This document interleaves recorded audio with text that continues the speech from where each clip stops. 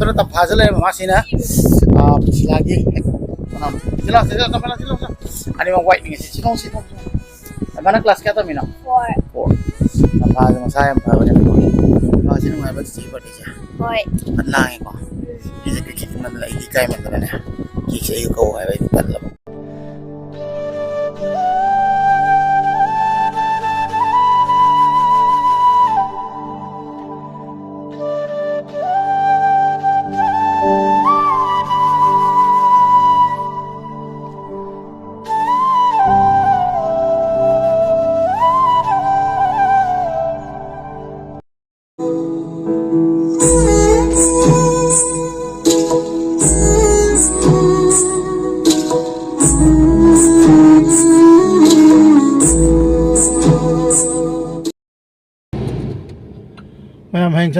Ma'am हंची चत्रबनीना हयेंगी संगरोय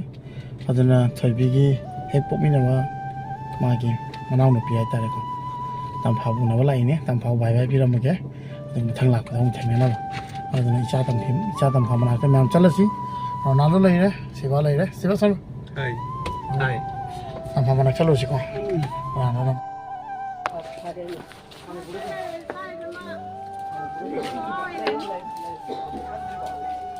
Ay hanman na ba kayo no? Handli po na hindi no?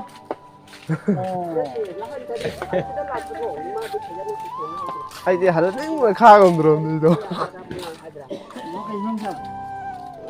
Buti aman na, bango man na.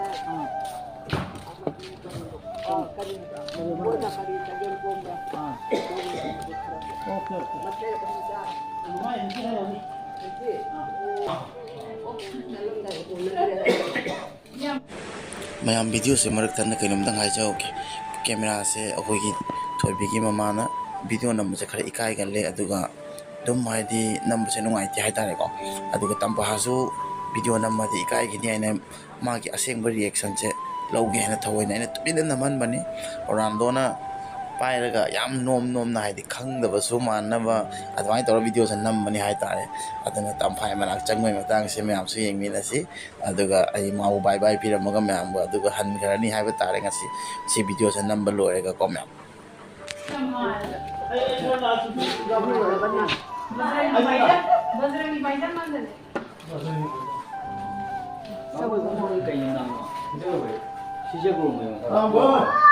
आ जाओ मैं bye bye करने के लिए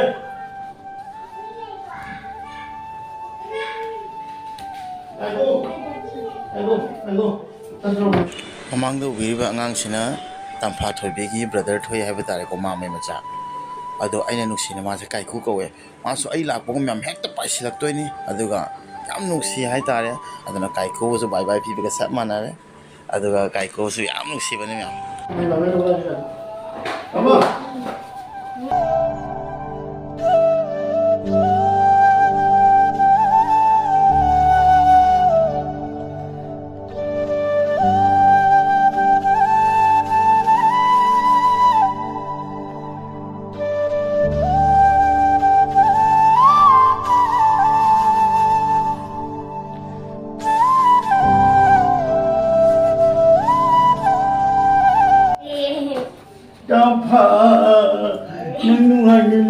Ko ay hamsi kalani taupa ang kalaki ko ng padanaray tamali mo ko sila mo nung mo sila kay sila 사다는 데지? salaman nito kay kulay binatali tamlari sila binata sa tiyan kasi yelo ano kayo dito si Taro si Mase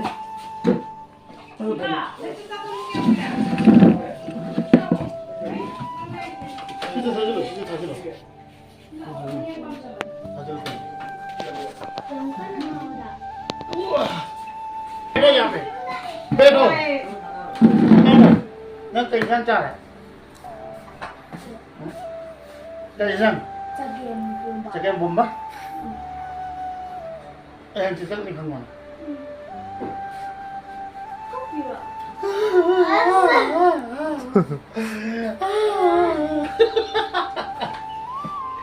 Sekolah bang ngasih deh. Tuition जुबान सातबान hayna kari ban Irapod. irapod Loku patre mo na Loku patre Marang dagi ay numidang dagi hindi mo on ban. Loku patre अच्छा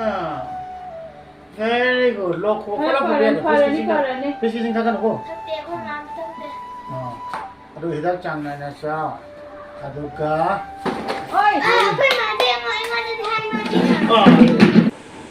ꯃꯌꯥꯝ ꯑꯩꯅ ꯏꯆꯥ ꯇꯝꯐꯥꯕꯨ ꯈ꯭ꯋꯥꯏ ꯑꯍꯥꯟꯕ first time ꯊꯦꯡꯅꯕꯒꯤ ꯃꯤꯀꯨꯞꯅꯦ ꯃꯁꯤ ꯚꯤꯗꯤꯑꯣꯁꯦ ꯑꯩꯅ ꯎꯠꯆꯔꯛꯇꯣꯏꯁꯦ ꯌꯥꯝ ꯅꯨꯡꯁꯤꯕꯅꯦ ꯑꯩꯅ ꯐꯥꯔꯁ ꯇꯥꯏꯝ ꯍꯥꯏꯗꯤ ꯏꯆꯥ ꯊꯣꯏꯕꯤꯒꯤ ꯃꯈꯥ ꯏꯆꯥ ꯇꯝꯐꯥꯁꯦ ꯍꯦꯛ ꯄꯣꯛꯃꯤꯟꯅꯕ ꯃꯅꯥꯎꯅꯨꯄꯤꯁꯦ ꯊꯦꯡꯅꯕ ꯑꯗꯨꯒꯤ ꯃꯤꯀꯨꯞꯇ ꯑꯩ ꯖꯁ ꯃꯇꯦꯛ ꯑꯃꯇꯪ ꯁꯤꯌꯔ ꯇꯧꯔꯝꯒꯦ ꯑꯗꯨꯒꯤ ꯚꯤꯗꯤꯑꯣꯁꯤꯗ ꯂꯣꯏꯁꯤꯟꯖꯔꯒꯦ ꯃꯦꯝ ꯁꯣꯅ ꯇꯝꯐꯥꯁꯦ ꯂꯩꯔꯦ ꯃꯃꯥꯁꯤꯅ ꯁꯤꯂꯥꯒꯤ ꯑꯅꯤꯃꯛ ꯋꯥꯏꯠꯅꯤꯡꯉꯦ ꯁꯤꯊꯣꯡ ꯃꯥꯅ ꯀ꯭ꯂꯥꯁ ꯀꯌꯥ ꯇꯝꯃꯤꯅꯣ 4 ꯇꯝꯐꯥꯁꯦ ꯃꯁꯥ ꯌꯥꯝ ꯐꯕꯅꯦ ꯃꯥꯁꯤ ꯅꯨꯡꯉꯥꯏꯕ ꯆꯤꯆꯦ ꯕꯥꯔꯗꯦꯁꯦ ꯍꯣꯏ ꯂꯥꯡꯉꯦꯀꯣ ꯃꯤꯁꯦ ꯀꯩꯀꯩ ꯃꯟꯗꯅ ꯑꯩꯗꯤ ꯏꯀꯥꯏꯃꯟꯗꯅꯅꯦ ꯀꯦꯛꯁꯦ ꯑꯩꯒ ꯀꯧ ꯍꯥꯏꯕ ꯑꯩꯗꯤ ꯇꯜꯂꯕ ꯀꯦꯛꯁꯦ ꯃꯤ ꯈꯨꯌꯥꯝꯗꯣ ꯀꯦꯃꯦꯔꯥ ꯍꯧꯔ ꯂꯥꯛꯏꯗꯣ ꯑꯩꯗꯤ ꯂꯨꯕꯁꯨ ꯂꯣꯏꯔꯦ ꯏꯁꯂꯥꯅꯤ ꯉꯁꯤ ꯕꯥꯔꯕꯤ ꯃꯥꯜꯂꯦ ꯕꯥꯔꯕꯤ ꯗꯣꯜ ꯅꯠꯇ꯭ꯔꯥ ꯅꯪ ꯄꯤꯔꯥ ꯑꯣ ꯑꯩꯗꯤ ꯑꯩꯅ ꯄꯤꯒꯦ ꯑꯩꯅ ꯄꯤꯒꯤꯅꯤ ꯈꯜꯂꯤ ꯉꯁꯥꯏ ꯑꯩꯅ ꯄꯤꯕ ꯑꯣꯏꯔꯝꯗ꯭ꯔꯦꯅꯦ ꯁꯤꯗꯤ ꯑꯩꯅ ꯀꯩꯅꯣꯝꯅ ꯃꯥꯗ ꯍꯪꯕ ꯀꯩ ꯆꯥꯅꯤꯡꯉꯤ ꯑꯩꯗꯤ ꯑꯆꯥꯕꯅ ꯃꯣꯏ ꯄꯨꯔꯛꯅꯤ ꯅꯪꯗꯤ ꯑꯁꯤꯟꯕ ꯃꯣꯔꯣꯛ ꯁꯥꯕꯗꯣ ꯑꯃꯨꯛ ꯄꯥꯝꯃꯦ ꯍꯥꯏꯀꯣ ꯑꯗꯨꯗ ꯐ꯭ꯂꯦꯠꯁꯤꯁꯨ ꯑꯗꯨꯝ ꯑꯗꯩꯗꯤ ꯃꯊꯪ ꯁꯤꯗ ꯊꯤꯔꯒ ꯄꯨꯔꯛꯏꯅꯦ ꯌꯥꯝ ꯍꯔꯥꯎꯋꯦ ꯅꯪ ꯃꯃꯥꯅ ꯍꯥꯏꯔꯝꯗꯦꯀꯣ ꯑꯩ ꯂꯩꯌꯦ ꯁꯔꯄ꯭ꯔꯥꯏꯖꯅꯤ ꯀꯀꯥ ꯂꯥꯛꯏꯁꯦ ꯒꯤꯐꯀ ꯆꯞ ꯃꯥꯟꯅꯩꯀꯣ ꯑꯩ ꯂꯩꯌꯦ ꯍꯣꯏ ꯁꯤꯗꯤ ꯍꯧꯋꯤꯗꯅ ꯉꯁꯤ ꯃꯄꯣꯛ ꯅꯨꯃꯤꯠꯅꯤꯅꯀꯣ ꯃꯌꯥꯝ ꯂꯥꯡꯕ ꯈꯣꯠꯄꯗꯨꯗ ꯑꯩꯅ ꯃꯇꯝ ꯀꯥꯏꯕ ꯉꯝꯗꯕ ꯑꯗꯨꯒ ꯁꯨꯝ ꯃꯥꯏ ꯃꯅꯥꯛꯇ ꯇꯣꯏꯅ ꯂꯥꯛꯑꯒ ꯚꯤꯗꯤꯑꯣ ꯁꯦꯝꯃꯛꯀꯅꯤ ꯑꯗꯨꯒ ꯑꯩ ꯄ꯭ꯔꯤꯁꯤꯂꯥꯒ ꯌꯥꯔꯤꯈꯩ ꯃꯇꯝ ꯁ꯭ꯄꯦꯟ ꯇꯧꯒꯅꯤ ꯀꯩꯅꯣꯗꯤ ꯄ꯭ꯔꯤꯁꯤꯂꯥꯁꯦ ꯌꯥꯝ ꯅꯨꯡꯁꯤ ꯑꯗꯨꯒ ꯃꯌꯥꯝꯁꯨ ꯑꯗꯨꯝ ꯋꯤꯁ ꯇꯧꯕꯤꯌꯨ ꯌꯥꯝ ꯊꯨꯅ ꯄ꯭ꯔꯤꯁꯤꯂꯥꯁꯦ ꯃꯁꯥ ꯀꯟꯕ ꯐꯕ ꯍꯥꯏꯅ ꯀꯩ ꯄꯤꯖꯗꯣꯏꯅꯣ ꯉꯁꯤ ꯑꯩ ꯂꯥꯛꯏꯁꯦ ꯇꯄꯥ ꯅꯪ ꯀꯩ ꯄꯤꯖꯗꯣꯏꯅꯣ ꯌꯦꯟꯒ ꯉꯥꯒ ꯑꯇꯩꯗꯤ ꯌꯥꯎꯗ꯭ꯔꯕ ꯆꯥꯛꯀ ꯏꯁꯤꯡꯒꯁꯦ ꯑꯩꯗꯤ ꯄꯣꯛ ꯌꯥꯝ ꯄꯥꯝꯃꯅꯤ ꯄꯣꯛ ꯇꯧꯕꯤꯔꯝꯗ꯭ꯔꯕ ꯅꯪ ꯀꯩ ꯌꯦꯟꯅ ꯌꯦꯟꯅ ꯉꯥꯅꯦ ꯃꯊꯪꯗ ꯑꯣꯏꯅ ꯄꯤꯖꯔꯒꯦ ꯃꯊꯪꯗ ꯄꯤꯖꯔꯒꯦ ꯑꯩꯅ ꯐꯥꯒꯤ ꯇꯧꯏꯕ ꯉꯥꯒ ꯆꯤꯛꯀꯟꯒ ꯇꯧꯏ ꯍꯥꯏꯗꯤ ꯄꯣꯛ ꯄꯥꯝꯃꯦ ꯄꯣꯛ ꯄꯤꯗꯕꯅꯤ ꯆꯠꯂꯒꯦ ꯍꯥꯏꯕ ꯄꯤꯁꯤꯂꯥꯅ ꯏꯆꯥ ꯊꯣꯏꯕꯤꯅ ꯃꯊꯪꯗ ꯍꯥꯏꯅ ꯍꯥꯏꯀꯣ ꯑꯩꯈꯣꯏꯒꯤ ꯑꯥꯗꯒꯤ ꯌꯦꯡꯕꯤꯔꯤꯕ ꯃꯌꯥꯝꯅꯁꯨ ꯉꯁꯤ ꯑꯩꯅ ꯌꯧꯔꯛꯏꯁꯦ ꯃꯥꯒꯤ ꯕꯥꯔꯗꯦꯁꯦ ꯍꯔꯥꯎꯔꯝꯒꯅꯤꯅ ꯈꯜꯂꯦ ꯑꯗꯨꯒ ꯄꯤꯁꯤꯂꯥꯁꯦ ꯉꯁꯤꯗꯤ ꯑꯩ ꯆꯤꯟꯗ ꯊꯤꯕ ꯅꯠꯇꯦ ꯐꯣꯇꯣꯗ ꯎꯕ ꯉꯁꯤ ꯈꯨꯐꯖ ꯑꯃꯅ पूरा बारबी माले बारबी डॉल अगर बारबी डॉल की मचा बारबी डॉल मचा को चल रहा है मुझे देखिए मम्मी तंफा स्कूल से तंफा तुमको का युम से तंफा स्कूल से तंफा नहीं स्कूल में नहीं तोंगाले अदु युम में नहीं तोंगाले मुझे थोड़ी ओ अमा का थोन जिले अदु ऐसा थोबी हाई ले रे पिछला ना ले रे को आई समाने पेंग दे होय जुम दा ले दिसी नहीं को अदु ना को जो चले नंगी पोस्टिंग लेक तो दिखा चल रहा है सिनाई से ओहो बस सिपाही पर वहां को आइना खाना थी तो माई पोस्टिंग लेक इच्छा थोबी ना काका की थमोइदा काका जो हिंगी फाउ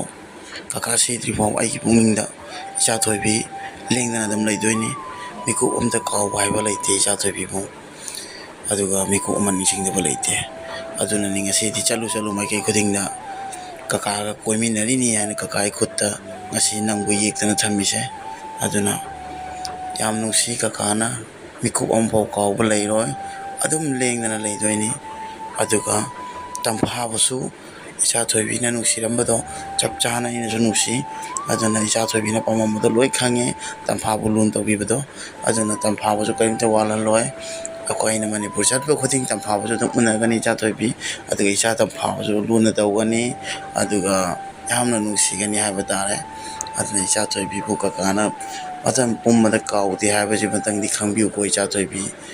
नंगा उनकी ममिकुप नंगा अवाबो ngak पुनगी ममिकुप अमता काउबो लेते लेंगदना इ पुनिंगदा ले याम नुसि मसि मतंग हाइनिंग इ इचा थोबी सेम्या